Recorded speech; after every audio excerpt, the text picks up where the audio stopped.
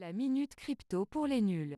On a déjà parlé du bull run sur cette chaîne. On s'intéresse à son frangin, le bear market. Le nom de bear market fait référence à un ours qui, lorsqu'il attaque, le fait toujours du haut vers le bas avec ses griffes. Tandis que le bull market, lui, fait référence à un taureau qui baisse d'avant les cornes avant de les relever. Alors, un bear market, ça correspond à une période où les prix vont baisser en continu pendant assez longtemps, on va dire. Certains disent qu'il faut une baisse de plus de 20%.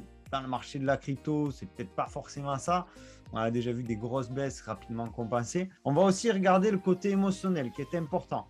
On est en plein pessimiste, on a des humeurs négatives, des news, des informations qui sont vraiment dramatiques.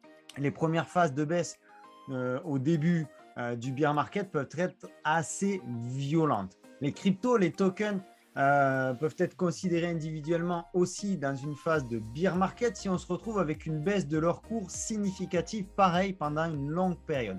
D'accord? Une longue période, c'est quoi?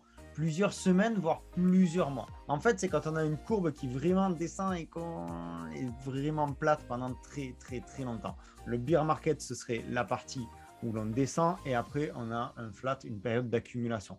Tout ça, ça définit un bear market à ne pas confondre, attention, avec une simple correction qui, elle, sera plutôt courte dans le temps, moins puissante également en termes de baisse. Alors nous, qu'est-ce qu'on va faire en tant qu'investisseur? Eh bien, on va anticiper ce bear market, c'est-à-dire qu'on va sécuriser nos actifs. On va mettre des stop-loss, on va vendre une partie de nos cryptos, une partie de nos actifs pour pouvoir accumuler quand on est vraiment dans le bas du bear market. Oui, je sais, on ne sait pas vraiment quand on est en haut, on ne sait pas vraiment quand on est en bas. C'est pour ça qu'il faut vendre un petit peu quand on pense quand on est en haut et acheter un petit peu quand on pense qu'on est en bas. Rien ne presse, on a vraiment le temps pour accumuler dans une phase de bear market.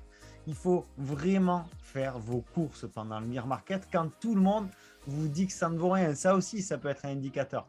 Quand les gens viennent vous voir et vous disent alors ton truc, le Bitcoin, ça marche parce que là, ça se casse la gueule un peu.